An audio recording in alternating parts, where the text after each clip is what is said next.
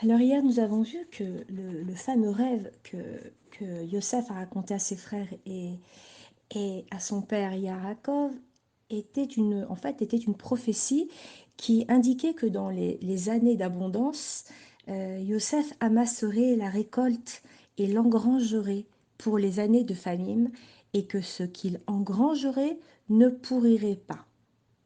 Les frères viendraient vers lui et se prosterneraient. Et les frères se sont moqués de lui et lui ont dit, penses-tu vraiment que tu vas nous dominer? Donc à la suite du doute émis par les frères sur la véracité du rêve de Yosef, en le ridiculisant, en lui disant, vas-tu réellement nous dominer? L'accession de Yosef à la royauté a été retardée de 22 années. Il faut savoir que la réalisation d'un rêve dépend de la manière dont il est interprété. En doutant du rêve de Yosef, ses frères en ont retardé l'accomplissement. Alors ça, c'était sur le premier rêve que Yosef a fait par rapport aux gerbes. Alors, le deuxième rêve, nous allons voir maintenant un autre rêve qu'il a raconté d'abord à ses frères, puis à son père en leur présence. Et il leur a dit, j'ai rêvé que le soleil, la lune et 11 étoiles se prosternaient devant moi. Yaakov, son père donc, fut très surpris. Et il pensa, mais ce rêve a un sens. L'un des noms qui m'ont été donnés par Hachem est soleil. Et comment Yosef saurait-il cela si ce n'est pas par prophétie? Et en fait, nous savons que Yaakov a été appelé soleil parce que lorsqu'il est arrivé au Har Moria, les anges se sont écriés, le soleil est arrivé, au début de la paracha Vayetse, avec l'histoire de l'échelle. Et Yaakov donc a pris une plume et du papier et il a inscrit la date, l'heure et l'endroit du rêve et il a attendu que ce rêve s'accomplisse.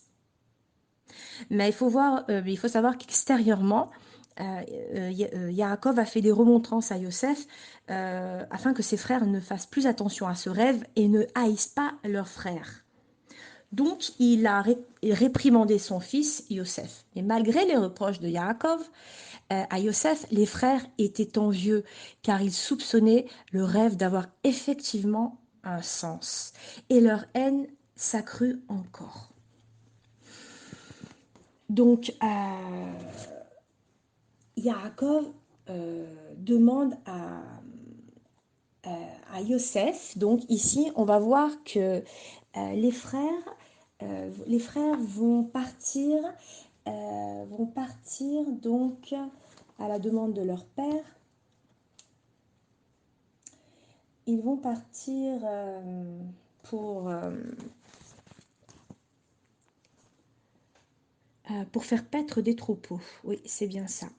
Pour faire paître des troupeaux à Shrem.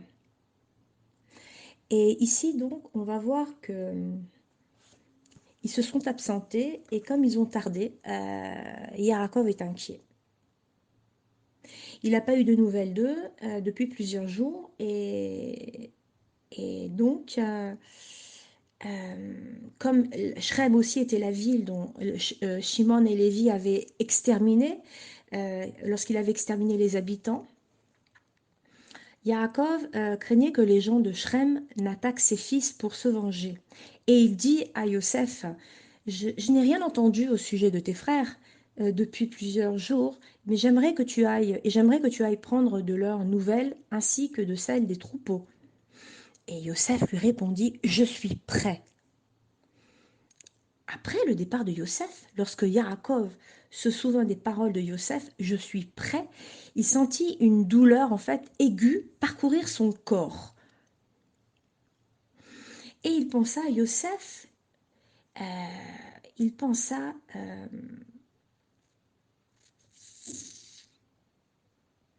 il se dit, en fait, ses frères le haïssent, le détestent. Et cependant, Yosef a répondu, je suis prêt. Il aurait très bien pu lui dire, ah non, certainement pas, j'ai peur d'y aller, je ne sais pas ce qui peut m'arriver. En fait, il a répondu, je suis prêt parce qu'il a voulu obéir à son père. Et sachant que donc les frères de Yosef étaient hostiles, mais comment Yaakov il a pu envoyer son fils Yosef seul vers ses frères? En fait, il faut savoir que c'est Hachem qui a mis cette idée dans le cœur de Yaakov afin que son projet, en fait, son projet était que Yosef soit envoyé en Égypte, suivi par la famille de Yaakov, afin que se réalise le décret de l'exil égyptien. Donc si Yosef n'avait pas été présent donc en Égypte, Yaakov n'aurait jamais quitté la Terre Sainte pour s'installer là-bas. Et cependant, Hachem a dirigé les événements de telle manière que Yosef, donc, il a dû descendre en Égypte afin d'y attirer également Yaakov et sa famille. Donc ici, on voit que Yaakov a accompagné son fils Yosef jusqu'à Hebron. Et voilà que Yosef lui dit, allez papa, tu rentres à la maison, maintenant retourne. Donc Yosef a continué son voyage vers Shrem et il n'a pas trouvé ses frères.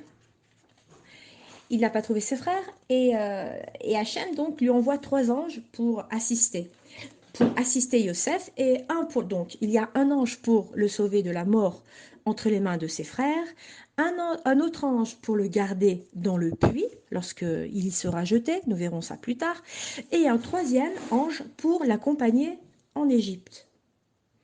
L'un des anges, qui s'appelle Gabriel, apparut à Yosef sous l'apparence d'un homme et lui demanda, mais qui cherches-tu? Et Yosef lui répondit, je cherche mes frères. Pouvez-vous, je vous prie, me dire où ils font paître leur troupeau? Et l'ange lui répondit, oh, ils sont partis loin d'ici.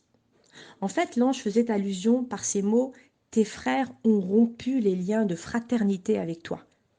Mais Yosef n'a pas compris le sens caché de ces paroles. Et l'ange continua, je les ai entendus dire, allons à Dothan. Et en fait, les frères complotaient pour tuer Yosef, car Dothan était relié à Nichledatot, qui signifie complot. Et cette fois encore, Yosef n'avait pas compris l'allusion contenue dans les paroles de l'ange, et il se mit en route vers Dothan pour trouver ses frères. Et de loin, ses frères l'ont vu arriver, et avant qu'il n'arrive, les frères ont décidé de tuer Yosef. Lévi a fait remarquer à Shimon, regarde, voici le rêveur qui arrive.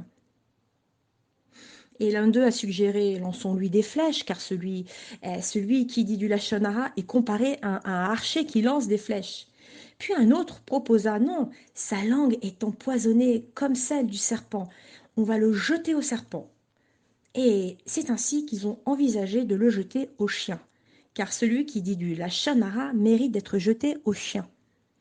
Finalement, ils décidèrent de le tuer. Ils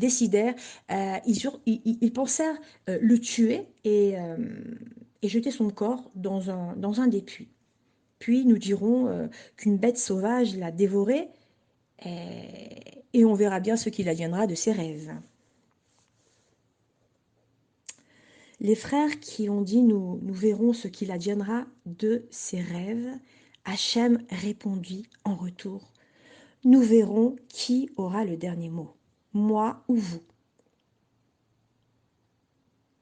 Au moment où Réhouven a entendu les complots de leurs frères, il pensa, je suis le plus âgé et si jamais ils regrettaient leur acte, c'est moi que mon père va blâmer.